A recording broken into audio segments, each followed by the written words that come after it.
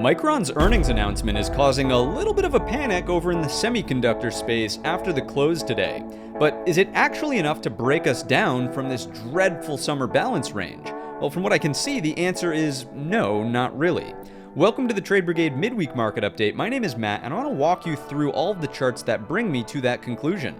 As always, check out the links listed down below in the description, hit the thumbs up button and subscribe, and stay tuned until the end of today's show. I've got 4 additional trade ideas to share with you that you won't want to miss. With that said, let's jump right into the charts. Let's kick things off with a closer look at the SPY daily time frame chart. What do we see here from a trend point of view? We're definitely still sitting in an uptrend, right? We have lows and we have major soft higher lows. Remember, there's soft higher lows here and here because we never actually flipped into an hourly downtrend and never actually flipped into an hourly downtrend. Along the way, we had highs, higher highs, and this is the highest high in the trend count. It's the all-time high out of the S&P. That's where we're pulling back from. Now, we have developed an hourly downtrend, and we'll talk about that on the hourly time frame chart in just a moment with lower highs and lower lows. But for all intents and purposes on the daily time frame, we know that a higher low is going to sustain the overall uptrend that we're still technically in, and we're pulling back from a very reasonable place, the all-time high. So as of right now, the key component on the daily chart is really the location of the multi-day balance that's formed. It's a 4-day range. The market really hasn't done anything impressive here, but when we consider location, the fact that previous resistance is now trying to act as support would be a bullish takeaway on the higher time frame daily. Let's get granular though and really bring it on down to the hourly time frame chart to understand that there's probably even more of a bullish edge here when we identify the failure from the sellers. So to really understand how we've arrived where we're at, I think it's worth pointing out, of course, the change in tone with the bearish engulfer on the Thursday session. Friday is a gap fill reversal. It closes underneath the Thursday low of last week. Great. So coming into this week's session on Monday, you'll notice that we had a breakout over Friday's high, which is a good first step for trying to bring in some sort of trend reversal. You would have looked for a higher low over Friday's high to confirm an hourly reversal back in the upward direction. Now, obviously, that did not take place, and this consolidation failed into the afternoon, and we actually broke down for a lower low into the Monday close. So if you're putting yourself in the shoes of stronger sellers, this is a pretty good looking bar on Monday. Failed breakout from the buyers, and a pretty strong close for the sellers on the lows of that overall range. So everything's firing in terms of looking for a continuation out of that pullback as we come into the market on Tuesday. But what actually takes place on Tuesday is incredibly telling. Notice that the low of Tuesday's session, which is right here, undercuts the low of the Monday session and finds zero follow-through in the downward direction. As a matter of fact, that hourly bar does not even close underneath the Friday low of last week.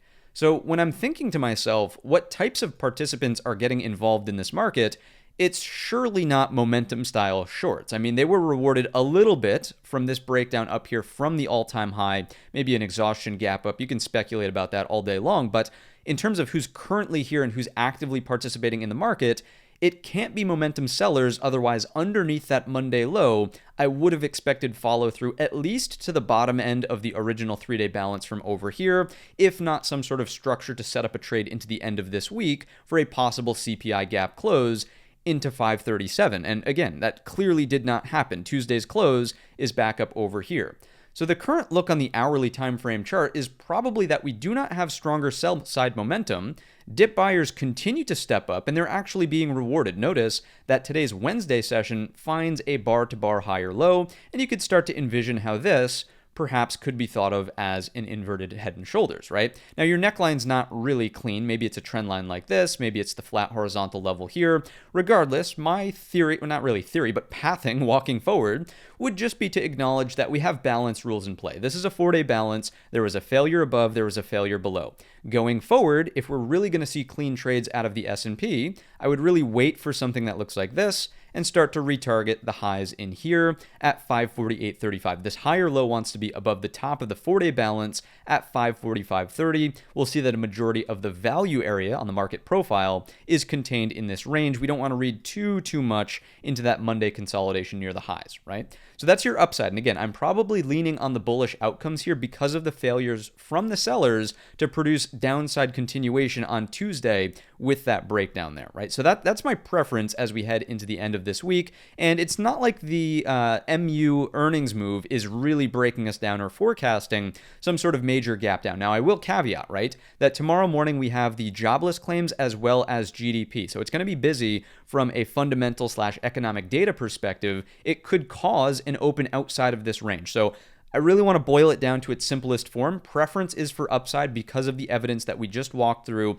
on the hourly sort of failure to move lower. We've been very, very clear about that. So preference is for upside, but with the economic data coming out, if we open in range, the best and cleanest trades will look something like this. If we open in range and you're looking for a short, you might be willing to take the breakout long up and over the highs of the balance range in here on that initial break because there's a failure from the sellers. This is probably the safer long on the higher low outside of range to the upside.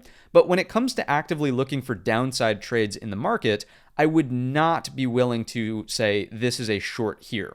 Right? You would really need to have the confirmation of a lower high underneath the balance range if you're going to start looking for more aggressive rotations into the 540.32. So this lower high, the entry point there might be somewhere around 543.20, setting up risk reward that looks like this, but you need the retest lower high. You need the continuation of the hourly trend to the downside to take that particular short. And once again, the reasoning behind all of this is because of what we're talking about here with the failure to go lower on the Tuesday session, as we'll see when we move through the broad market and really, core list of companies as well, but other supporting evidence.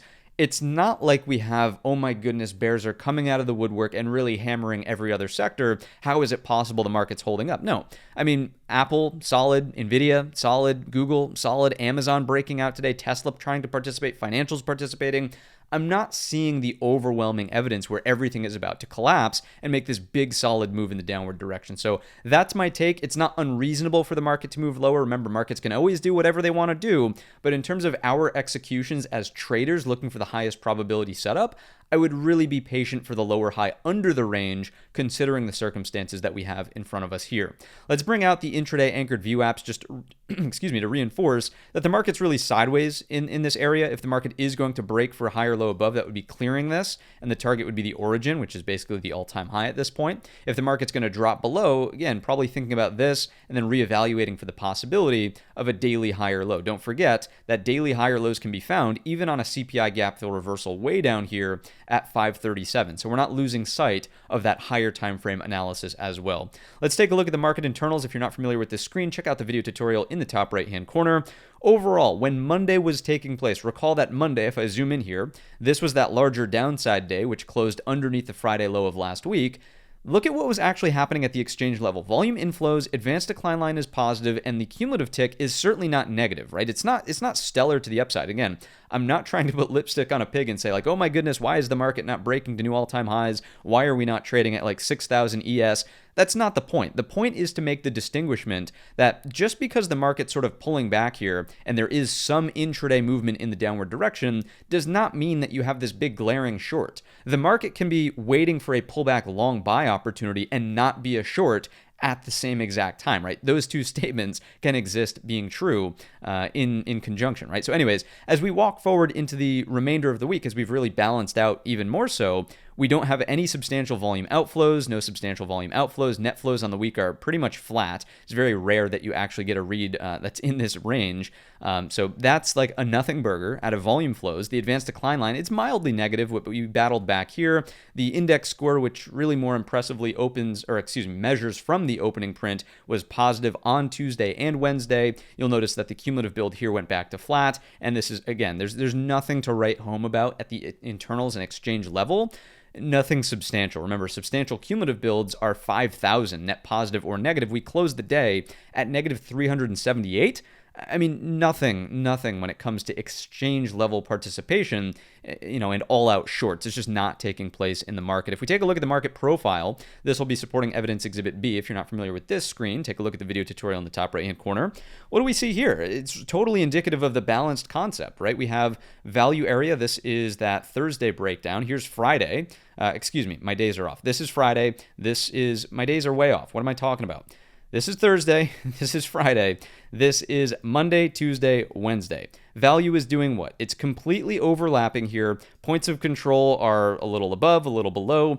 Nothing major is going on. We do not have value that's overlapping to up, overlapping to down. It's completely contained. So as we're thinking about who has the upper hand in this market, stronger sellers should be trying to get value to move in the downward direction. Like on today's session, the value area on the breakdown, like why was it not overlapping to down here?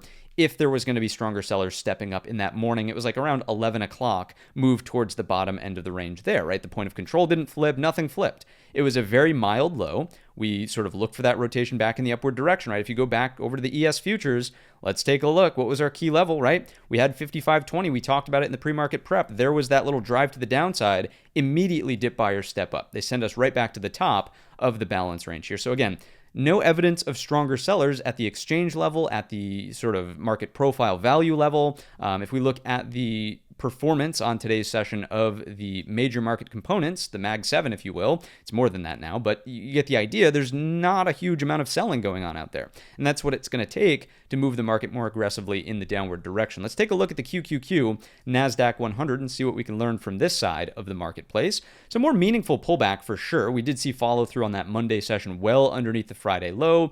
And that was like we didn't even battle up for a breakout in the first place. But look at what's going on. I mean, you're certainly not getting any follow through in the downward direction. You're starting to find a daily higher low. Remember, the trend count is up here as well in NASDAQ. Here you have lows, soft higher lows, soft higher lows. Definitely no hourly downtrend there.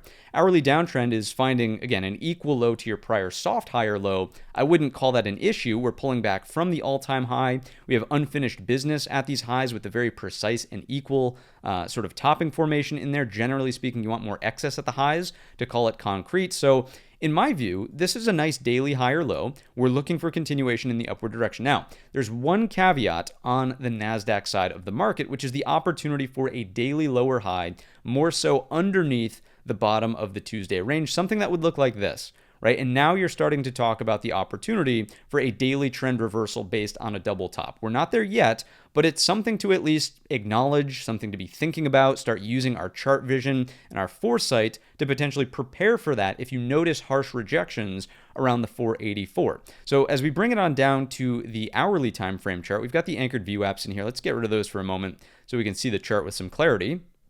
And we'll bring this down.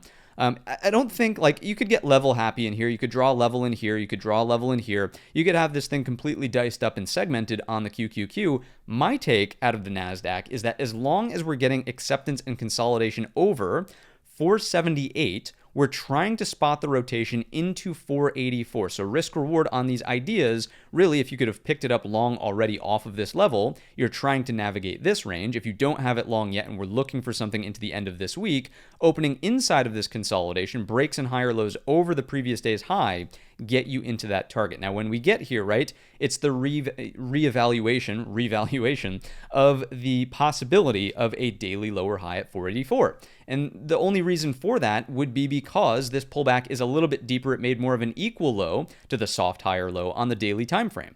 Right? It's for no other reason other than the fact that we went a little bit deeper on this pullback here. There's still an opportunity for that daily lower high. You have to respect that to some degree, but I still wouldn't argue that there are stronger momentum style sellers. If there were, the lower high, the most ideal lower high for the NASDAQ would have been something that looked like this into the end of this week, or even into the midpoint of this week, right? So here's Monday's follow through from this congestion. You get sort of your measured move, but your consolidation, if you're a bear, likely wants to be underneath the origin of this last rally that the NASDAQ has experienced. So for me, if we're over 478, I would be more partial to upside longs, looking for 484 and possible follow through in the upward direction. If we slip back below 478 with a lower high here, then I would say, okay, possibility for a daily lower high, because we have flipped into an hourly uptrend, right? This soft higher low and soft lower high thing works in both ways. These are hourly higher lows. These are obviously hourly higher highs as well. If we're under this, I would tend to think, okay, at least equal low retest, if not further move into this around 468. All right, so that's really the pathing, and it revolves around 478 out of the QQQ and whether or not we can stay above or below that particular level. Let's take a brief look at the NASDAQ market internals. A lot of this will be the same. You're not really seeing substantial volume flows in either direction. Here are the 3 days this week, really more so sideways than anything else. If you look at the advanced decline line, Monday, as we're breaking down, it's actually positive. Today and yesterday, a little bit negative, trying to work towards the zero line. The cumulative builds are I wouldn't call them shockers here, but they're obviously different from what we saw over in the NYSE side of the exchange, right? So in the NASDAQ, a little bit more participation, broadly speaking, at the exchange level in the downward direction, but not really enough to say, okay, it's paired with strong volume outflows, duck and cover, it's got to be lower in the NASDAQ. We're not there yet from a sell side point of view.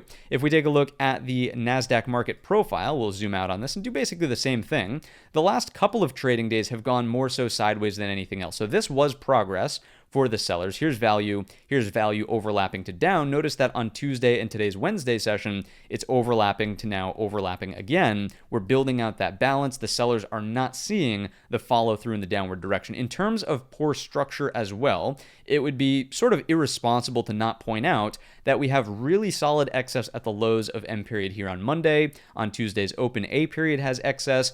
No meaningful excess on the low of today's session, but also notice the highs, right? No meaningful excess and definitely a poor high on today's session with E and M period. So if these are in need of repair, this has obviously already been repaired, but if this is in need of repair, it wouldn't be surprising to see like consolidation here, sweep the low and take out the high. That would be a long trade all day long through the high of today's session out of the NASDAQ. And again, your target, if we just go back on over to the QQQ chart, would be breaking through the poor high into 484 out of the QQQ. So that is really the structure that we're looking for out of the nasty NASDAQ. Let's bring it on over to the IWM daily time frame chart. This is, if you want to talk about balance and pain, this is probably the worst offender of them all. Here's a balance range. Here's a breakdown from that balance range. Here's a pretty good looking lower high. No follow through, right? So in terms of small caps acting as a headwind for the market, they're not actively intraday acting as a headwind right now, but I would say location wise, this is certainly not bullish, right? You're getting acceptance underneath the original balance range from over here. You're continuously flip-flopping back and forth through the weekly line in the sand. You're still rejecting with upper wicks once, twice, 3 times the 202 level. I don't really look at this and say, oh my goodness, buyers are getting ready to reverse back in the upward direction towards the highs. If that were the case, then I would have imagined that this could have acted as this really obscure inverted head and shoulders. And on Monday, as we broke out over the 202, really should have went for it, or at least battled for acceptance over 202, follow through on Tuesday over 202, nothing, right? So more so taking a balanced approach out of the IWM. If it's underneath 199, I think we can start thinking about stronger headwinds for the S&P. If it's over 202, alleviating some of the pressure, but certainly not out of the woods. This is just consolidation and chop on a higher time frame like the weekly. Let's briefly glance at the hourly time frame chart. And again, we took out the Fibonacci retracements in the weekend update, doing something that looks like this. For the most part, I mean, if you're just noticing where value is continuously developing after that failed move higher on Monday, it's pretty clear that it's underneath the 38.2, and the sellers are trying to sustain bearish pressure underneath that Fibonacci, and not only that, but just the 202 level as well. We had talked about on Saturday how if this was going to act as a double bottom, you need to be over 202. This would be impressive for the S&Ps. We can see that that has not materialized as an idea, and therefore we want to be somewhat reserved in our in our calculations to whether or not we're going to make new all-time highs, right? If small caps are not participating, I think it would be pretty hard-pressed to find an instance where your S&P is just going to go by itself and test those highs. So that's my take out of small caps currently, which is interesting because I think, if we take a brief glance, I know we're skipping around a little bit here, but let's go to the TNX and take a look at interest rates. Interest rates moved lower, and that should, in theory, alleviate bearish pressure on small caps. We know small caps are usually the most rate sensitive, but notice as this bearish consolidation in the rate was taking place, we actually had that coincide with bearish consolidation in the small caps themselves. So small caps are not responding to lower rates right now, which is kind of an issue and sustains more of a sort of headwind take for the S&P 500. Again, this is supporting evidence. We're talking about supporting evidence here in the small caps. It's not just because the small caps are consolidating in that range, go out and second mortgage the house short the S&P. We're just bringing up all the data points. Now, again, My take is that the actual price action in the S&P itself is more indicative of failure from sellers on these lows. So for that reason, you guys know where I stand. I'm more so thinking about the bullish tailwinds looking for this, but we're trying to keep a balanced approach and calling things as we see them, with the IWM being, again, not really favorable to that thesis, but it's one component, right? Here's the small caps at the internals level, right? We have volume outflows, nothing substantial here out of small caps either. Same concept basically as everything else that we've described so far today. Nothing overwhelming out of the Russell internals. Here are the market profiles for the Russell side of things. And as we make note, there's probably more bearish progress over here. So yes, Monday does achieve value area higher, but Tuesday is lower, and Wednesday is overlapping to down as well. This is completely clean and breakaway to the downside, whereas the other two indexes are more so just overlapping to sideways, if not overlapping to maybe skewed a slight bit on the NASDAQ in the upward direction. So acknowledging the headwind where it exists, and with that, we'll move back on over to the platform. Let's take a look at the S&P sectors. Let's rip right through it all today on this episode. So weekly performance, what do we see? Who's leading the pack? It's energy. Energy is a lightweight sector. It's not necessarily D for defensive, but it's definitely lightweight. Communications are up next in the lineup. They're a little bit heavier weight, but more of a risk-on indication. So I like the fact that there's some sort of baton being passed around here. Communications green on the week. Discretionary green on the week is helpful. Tesla breaking out today is going to be a huge component of that. Amazon breaking out today, big component of that as well. So the rotation is alive and well, and notice that there's a fair amount of sectors that are actually red here. One of them that's not is the heaviest weight risk-on sector, the XLK. So is it fair to say that the market's going down the tubes and oh my goodness, this big sell-side pressure is coming along? Not really. To me, this still looks like a healthy rotation as the market's pulling back from all-time highs. So sector posture does strike me as being healthy. Materials, industrials at the bottom end of the barrel. Also notice that the TLT is certainly not outperforming the S&P on the week so far, so that relationship has been restored.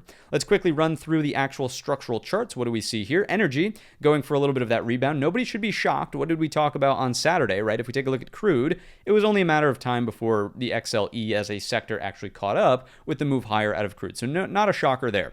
Communications. I love this chart. It's just beautiful. It's continuing to march in the upward direction. This pullback was mild. It's got an inside bar bullish 3-bar play setting up for a move to make it, towards new all-time highs. I don't really look at this and say, oh my goodness, markets should be breaking down aggressively. Communications are helping the bull case. Notice here, as we're walking through the sectors, what's helping and what's hurting the bull case for the S&Ps, and really take a mental tally of it, and then at the end, you tell me who has the upper hand. XLY.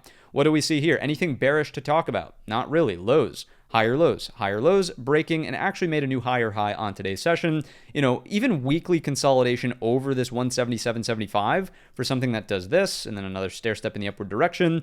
You can't really throw in the towel on the S&P when you're trending out of one of the heavier weight risk-on sectors. Next up, XLK. Same concept over here. Obviously, it's going to mirror your QQQ. Anything bearish to report? I mean, not really. It's pulled back, yes, but is it breaking down aggressively? Is it in a daily downtrend? Is it threatening a weekly downtrend? The answer is no. Notice that we moved lower. We closed really weak on the lows. We did not close the gap, and now there's actually the beginning stages of an inside. You could look at this on the hourly. Here we go. There's your ascending triangle, the daily higher lows, right? 1, 2, and 3. If this breaks out, it's back to being bulls on parade. So I'm not seeing the evidence here either. Now, don't get it twisted. If we take out this low and we're moving to test this breakout point at 217.65, we'll have to concede the point, but based on the structure we have for Monday, Tuesday, Wednesday, doesn't look like stronger sellers are sustaining price lower. So inside of this range, I'm at least neutral on the S&Ps, if not bullish, looking for this. Any breakdowns maybe will change our tone, but even on the approach here, what's the constant thought process when you're in an uptrend? Where is the higher low and how can we execute on that idea? So if this is a high and we're pulling back, this could still certainly be a daily higher low. We talked about weekly higher lows over here because you would be jeopardizing this breakout point. But again, just trying to reinforce that even if this breakdown occurs when we approach 217.65, the mental switch that needs to take place, and at least, this is the way I trade. I'll only speak for myself here, but as a reminder to myself, I should be thinking about pullback longs at this level and not, oh my goodness, markets are going to zero, let's panic and sell everything. Let's look for shorts actively, right? No, if we're retesting this level in an overall uptrend, we want to maintain that bullish stance. Let's move along. We spent some time on the psychology there out of the XLK, so let's speed it up. XLB, if it breaks down double top, this is one of the major concerning charts in terms of structure, but is it a concern in terms of sector weight? The answer is no, so we're moving along. Industrials, sideways inside the balance range. If it makes a new swing low, we'll be concerned. TLT, it's down out of this balance in here. As we know, rates are slightly higher on today's Wednesday session. Is it like, oh my goodness, we're outperforming the S&P still? No. And this is what we want. We want, bonds can move higher, right? Especially as interest rates are set to be cut.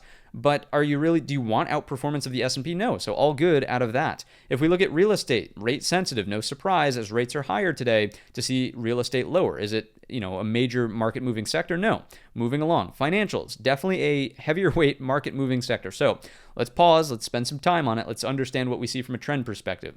I've got to give this a neutral outlook. It's definitely not bearish, but it's also not bullish. And the reason I would say something like that is because you had the opportunity coming from this higher high to pick off a higher low over prior structure. Didn't happen. Okay, this turns into an inverted head and shoulders. You get some bullish consolidation here over the 50 SMA. Ideally, that would have held, and a breakout back over the level triggers your inverted head and shoulders. Notice that we're under the 50 SMA. We're under this consolidation. Yes, it's a daily hammer candle, but once again, is it bullish or is it neutral? I would certainly side with neutral out of the XLF. So this is a concession that we'll make for the S&P 500. Next up, healthcare. What do we see here? This is keeping bulls and bears happy. Second or third heaviest weight sector keeps flip-flopping with the XLF. This is fine. Like bullish consolidation, great. Your S&P is not going to crumble, but it's also a risk-off sector. So outperformance here wouldn't really be ideal. Semiconductors, what do we see? Rinse and repeat of the XLK. We know that we were looking for pullback longs here. Gap fill reversal seems to be the play currently. As long as we're over these highs, as long as we're holding, honestly, the top of the balance range at 255.70, it got to be more of a bull out of the SMH than anything else. Now, of course, if a lower high is set and we make a lower low, we'll change our tone. But as of right now, until proven otherwise, this is a possible higher low in a glaring uptrend. Even if it consolidates and goes sideways, that's neutral for your S&Ps. It's not bearish. Next up, utilities. What do we see out of the lightest weight D for defensive risk off sector? Lower high, prior support turning into resistance, breaking down under the 50 SMA, neutral, sideways in the range, not really going to be detrimental. It's so lightweight that it's not the end of the world. So once again, are you keeping tabs? Are you keeping tally of what's helping and what's hurting? So far, I think that a majority of things are helping. The XLF is kind of neutral. Nothing's really detrimental to the S&Ps, right? XLP consumer staples, lightweight D for defensive sector, midpoint of the balance range. It's not breaking down hard. It's not making new pivot lows. No concerns from a risk-off rotation point of view. We can also confirm this with the market, sort of dashboard from a ratio perspective. There's the word. Check out the video tutorial in the top right-hand corner if you don't know this one, but this is still keeping it together. The tech sector is keeping the glue of the market, and it's holding us up near these highs. Financials don't look great. We've got to, again, concede where we need to. This lower high is a small concern. The structural chart's still sideways in the balance range, so we're willing to give the structure the neutral outlook, but the ratio, okay, not really looking great. You wanted to see at least a test of the 50 SMA and then a higher low after that. Not the case as of right now. We can start to say some constructive things about the XLY trying to perk up, but still aggressively under the 50 SMA.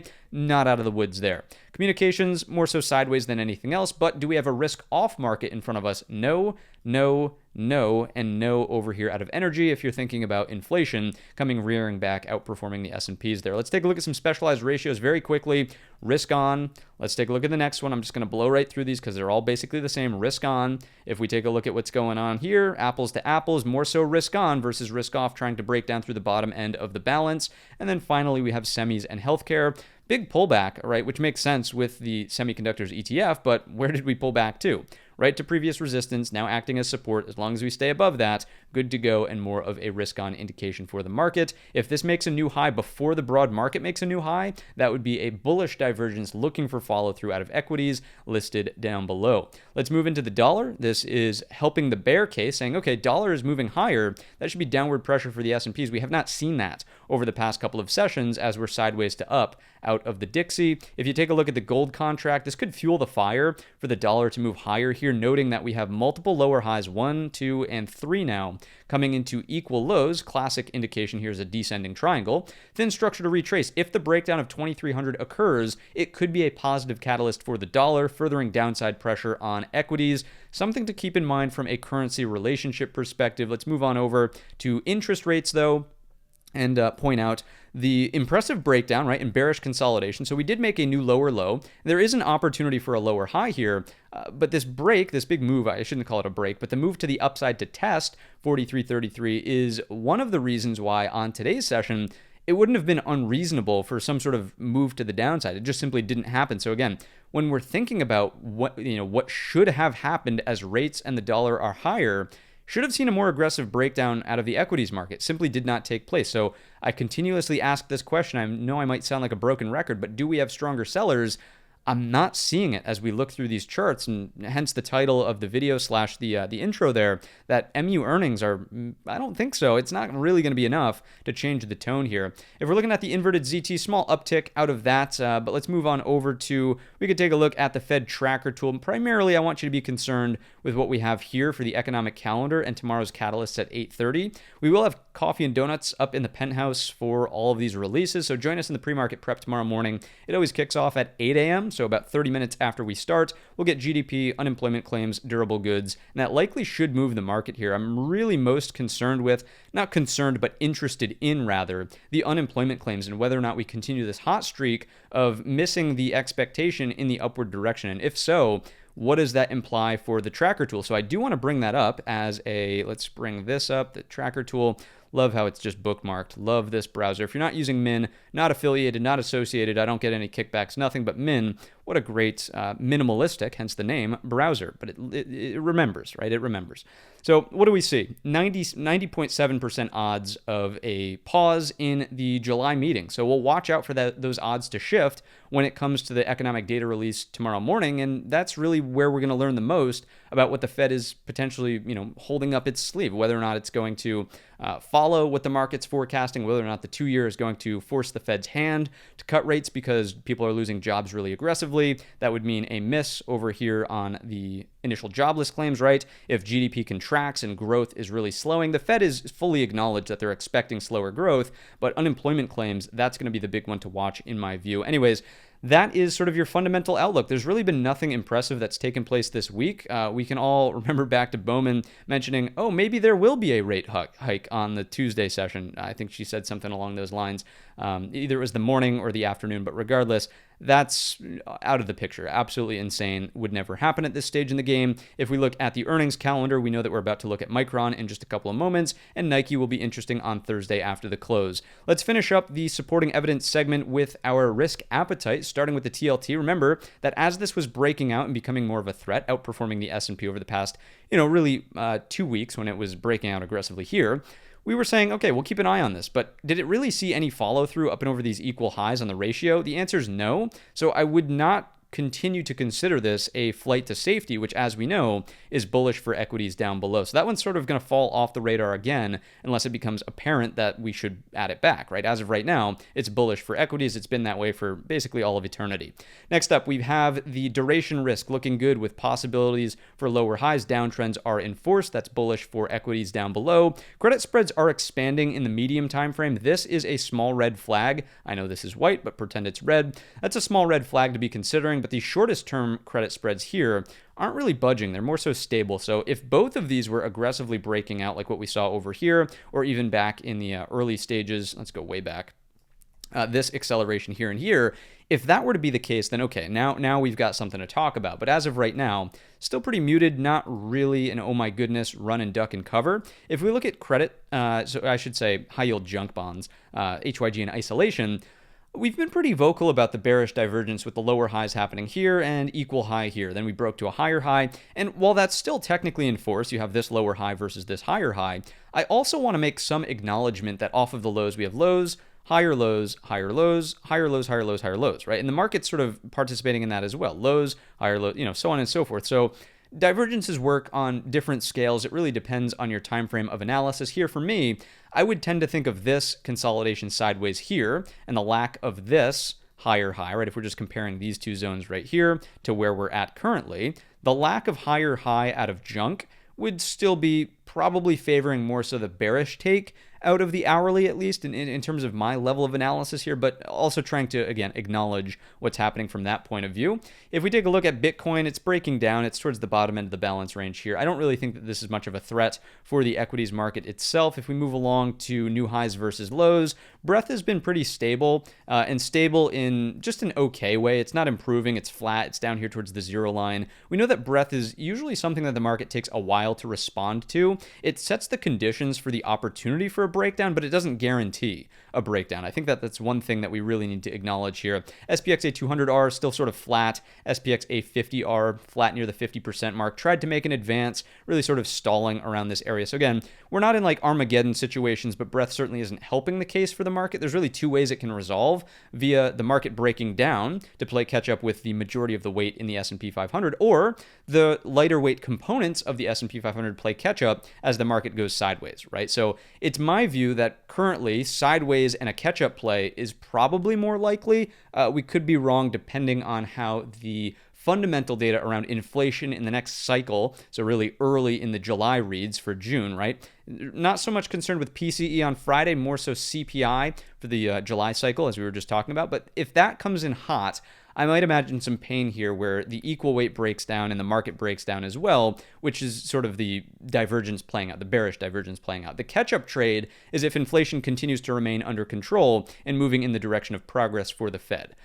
So as of right now in the RSP, again, I think it's too soon to throw in the towel and say, no, markets need to break down aggressively as long as we're over that 163.63. If we look at the QQQE, the equal weight, this is really just mild pullback off of the lows versus a more aggressive pullback off of the highs. Did I say off the lows? Off the highs in the NDX weighted. So still not seeing a majority of evidence that supports, oh my goodness, sell it. Markets are going to zero. Industrials versus transports, they're battling back. So instead of breaking for major lower lows and continuing the bearish divergence, I sort of thought it was worth pointing out that, okay, we're stabilizing a little bit out of that one. Let's take a look at volatility. It's completely floored. VIX is going to zero, bro. Don't you know? That's the meme. Let's take a look at the VVIX. It's not even flinching on the Monday breakdown. It hardly did anything. And if we take a look at volatility futures, we're in a strong contango, no backwardation, strong contango, no backwardation. The one-day VIX is absolutely floored at 745. So you could start to talk about the complacency effect a little bit here. But as of right now, in terms of allocation of capital, I think money managers are quite content, which is once again continuing to support more of the bullish thesis over in the S&P. So with that run through, let's take a look at the core list of companies now and see what's going on. So Microsoft, the daily chart looks great. I mean, we had this big breakout of the previous all-time high. We cleared that major balance. And as of right now, it's built out another balance, and it was offered a second chance. If you look at the hourly time frame chart, this is an ascending triangle, right? There's your higher lows. Here's your breakout. Here's the failure on that Monday session. And as we come back into range, we consolidate Tuesday, we get the break looking for this higher low to sustain itself into tomorrow, really, out of Microsoft. So as long as we're over 450.75, how could you not say the trend is up? How could you not say that the daily is breaking out of a flag range here? We know that Microsoft is the top dog in the S&P 500. The market's not going to break down just because MU is fading a little bit if Microsoft can sustain that higher low over 450.75. So again, I would use the core list of companies here as additional supporting evidence for the broad market itself and just sort of, put the pieces of the puzzle together saying it's really not that bearish out there. If we look at Apple, the biggest point about Apple today is the closure up and over 212. If we bring it on down to the hourly time frame chart, again, inverted head and shoulders perhaps, this.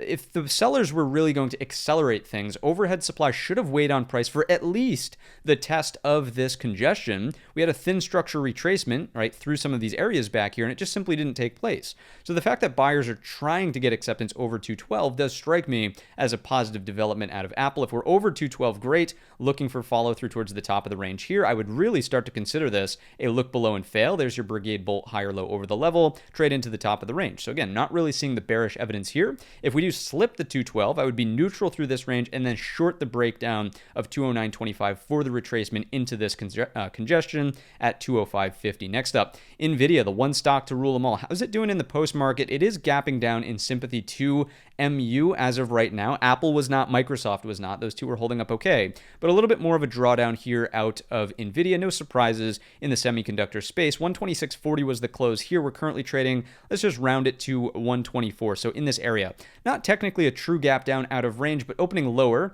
in the overall, segmented range from today's session. My take here is that we already have the Brigade bolt in force. We looked into this downside balance range here. We're finding the higher low above. You could, the next stage of the Brigade bolt here is just to call it a higher low double bottom. The Brigade bolt's a fun acronym, but please, let's not. I wish I could say I was brilliant, patent pending, and the whole 9 yards, but really it's just it's another convenient name for patterns that already exist, right? Higher low double bottom over the neckline, rock and roll, looking for a daily higher low out of NVIDIA. Let's take it to the daily chart, right? It obviously looks very similar to the SMH, but these are soft higher lows, never achieving an hourly downtrend, equal lows, so it's definitely got the threat of a lower high here, but as long as this breakout can happen over 127, I'd be thinking about a move back to the upside. If we're thinking that markets rhyme, don't necessarily repeat, but rhyme, this mirrors this over here, and we could just easily be in store for some congestion. That's another outcome here out of NVIDIA that I would really sort of try to remind folks of, that managing expectations on the one stock to rule them all is really the name of the game. Once the momentum slowed down here, which it's done currently, it took a little while before that second run really took place. And I'm not saying it has to be the exact same, we have to consolidate in here, but I think that we want to be on the lookout maybe for some digestion. Is it possible that a lower high takes place? Yes. Is it possible that you get the equal high like we did here? So, right, highs equal highs, and then it cools off in a consolidation? That's possible as well. So, really, at face value, I think that the sellers were stopped in their tracks. We had a very weak close on Monday. We did see the reversal back to the upside. We're getting a constructive hourly higher low. I would be partial to the upside for at least, again, daily balance is fine, but intraday, looking for trades to execute over 127, trying to navigate into some of these upper levels here and here. I'd be neutral through this territory, probably with a bullish edge trying to hold the higher low, and the shorts probably have something going on here underneath 122.50, getting back down inside of this prior consolidation range. Next up, GOOGL, what do we see? Great breakout. So this is where we can go back to thinking about, all right, if NVIDIA is breaking down a little bit, where's the baton being passed? Google is certainly catching some of the love, and boom, big breakout of this long-standing consolidation. We got a day 2 follow-through after this. Bull flag right here. Today, consolidating on the highs, not pulling back aggressively. Very simple chart to watch. If we're consolidating over 182.75, it's a bull flag on the hourly time frame chart. If we break down below, great. Thin structure retracement, looking for a daily higher low on the retest of this breakout point at 180.60. Anything below that, you could still get a daily higher low here. Taking a look at the daily, here we have it, right? So this is your consolidation range. Obviously, a big break to new all-time highs. This would be constructive in the upward direction. Ultimately, that line in the sand is at 178.25. Next up, Amazon, another firm break. So again, rotation is underway. Lows, higher lows, higher lows. We were tracking this as an ascending triangle, right? There's your big breakout on today's session. I think the chart really speaks for itself. Any higher lows or consolidation over 190, it's got to be bullish. I would only flip back to being bearish on Amazon, not if it breaks under 190. I think that would be not the end of the world, not great, but not the end of the world. The bearish break would be back down underneath 188.25, and we can all see why on the hourly time frame chart. If this is a pie in the sky double bottom, you need to stay over that neckline. So this is great, bullish consolidation. This is okay. Trying to look for the daily higher low pullback. Anything below that, okay, now I'm changing my tone. Why is this a big failed breakout out of Amazon? Much more concerned underneath 188.25. Next up, Metaverse. What do we see out of Zuckerberg's Fantasyland? Got to give credit where credit is due. It's also helping the bull case. Look at the high and tight consolidation. We did get that thin structure retracement from this breakdown on the gap up exhaustion move. And I do want to walk it back just a little bit and remind you that we actually had a bearish take here out of Meta, right? And this is the whole key of the market, is like, when your idea doesn't play out, you have to admit when you're wrong and then change your tone quite rapidly, because it sets up the trade in the opposite direction. When we failed to continue producing lower highs under the trend line and there was no breakdown underneath 493, should you still be thinking about shorts here? Absolutely not. So you need to be willing to change your tone. And again, the failure of the sellers to continue the lower highs or even get a thin structure retracement to go gap close is really a testament to their strength on the buy side on the daily chart, building out just another consolidation range. If we break the highs of that, it's really off to the races. All-time high 529.50 becomes that target, right? So that's my take out of Meta. Bullish until proven otherwise. The sellers failed their opportunity. It was a very controlled pullback. It's not like we really had much downside momentum in there anyways. Tesla, another participant in the upward direction. Anything bearish to talk about here? here, I don't want to hold my breath because we know what's happened with Tesla over the past couple of weeks, months, even at this point.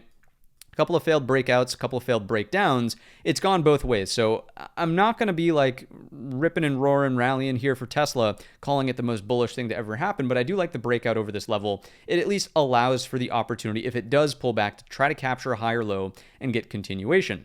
If it does go for a day 2 follow through breaking out of this range, I would just remind you that you probably don't want to be long if we open underneath 198.85 and are slamming into that. You want to wait for the clearance of that level and higher low above because, as I was just sort of alluding to here with the boxes, you've already gone for a range double. Tesla was up 5.25% on today's session.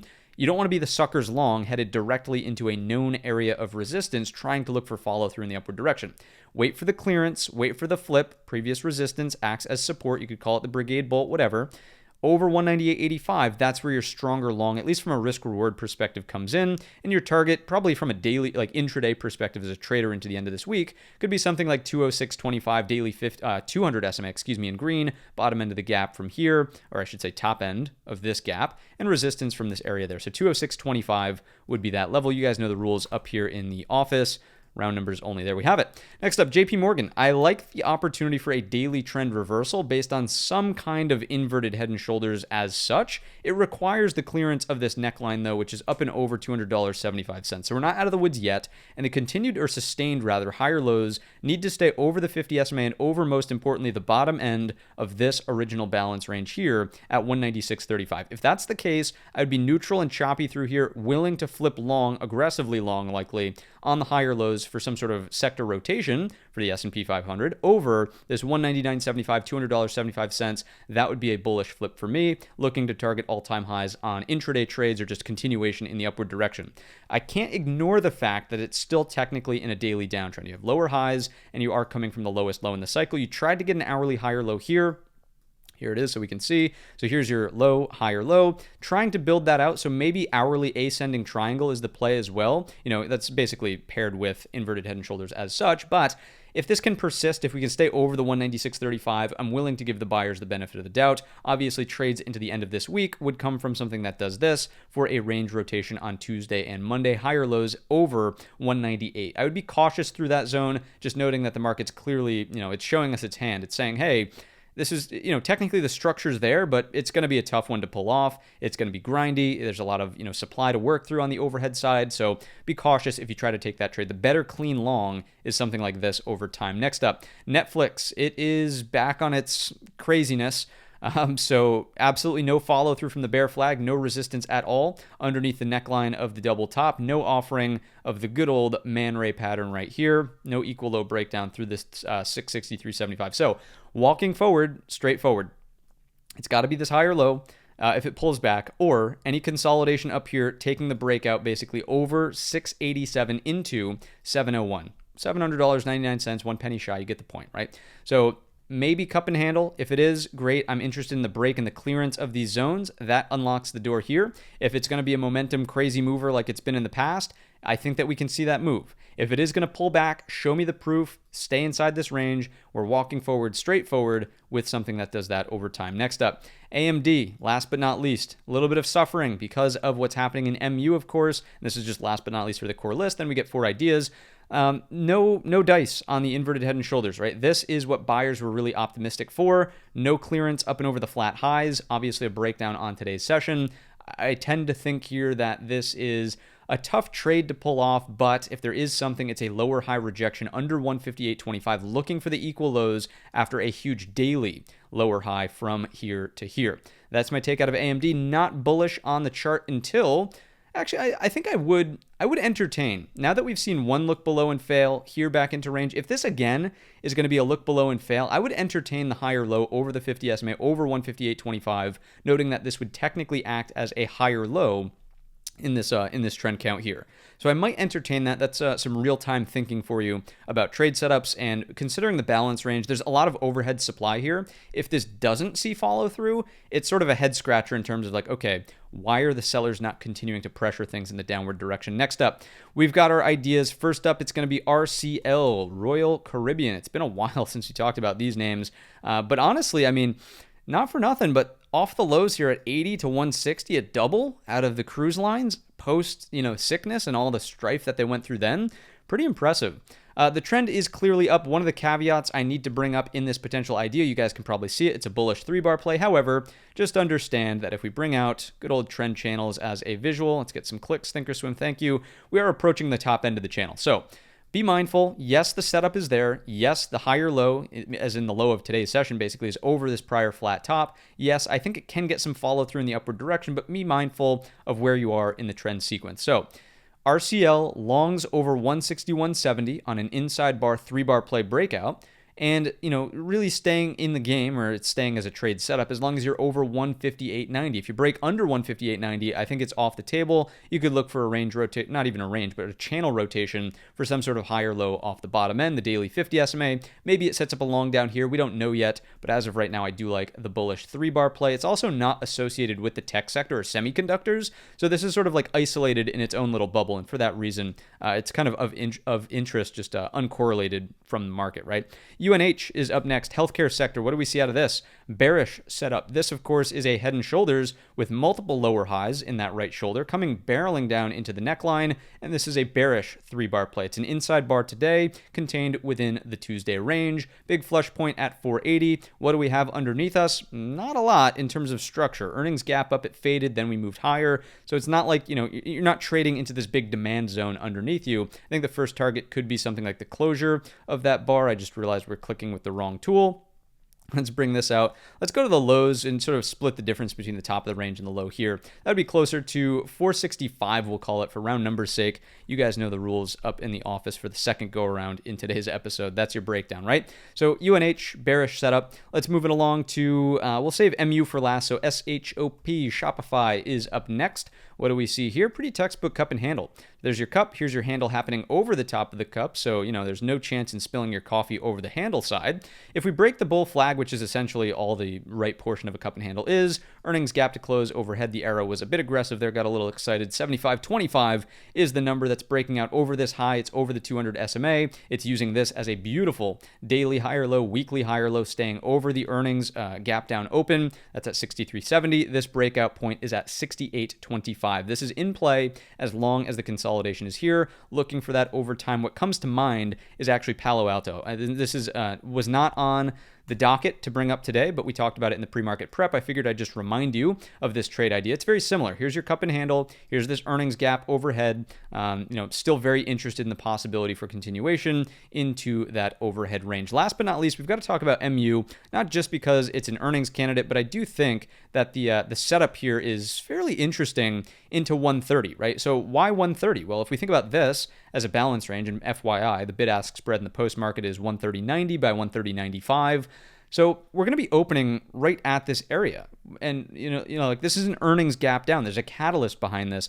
And yet you're telling me that the miss on revenue, which is the main reason that I believe it moved down in the first place, we're still opening at the top of this range? To me, it's just a big opportunity for a weekly higher low. Daily 50 SMA will be within striking distance. So I'd be very open-minded to trying to find longs out of MU if it can hold up around 129.75. That's ultimately the level that we're using here. So MU Micron earnings. Let's take a look at the hourly chart here just to see exactly what's happening in the post.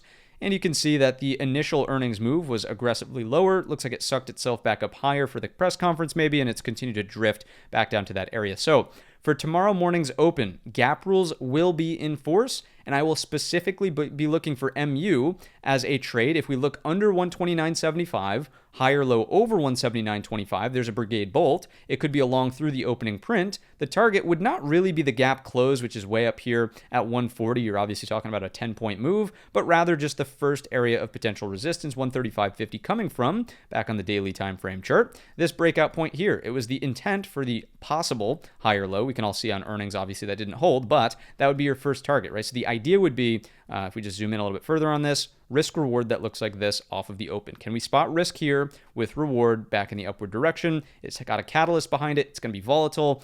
interested in this setup out of MU as we head into tomorrow. That's going to do it for me on this midweek market update on a Wednesday. It's a very hot and humid Wednesday. Hopefully you guys are bearing the summer heat wave just fine. Remember, there's unlimited Fiji water up in the penthouse for all of the floor traders and portfolio managers. So come join us tomorrow morning at 8 o'clock. Remember, coffee and donuts, that's on me for tomorrow for the not only jobless claims, not only GDP, but durable goods orders as well. If you learned anything new in today's episode, let me know down below in the comments section. We'll see you tomorrow morning at 8 o'clock. Have a green trading week.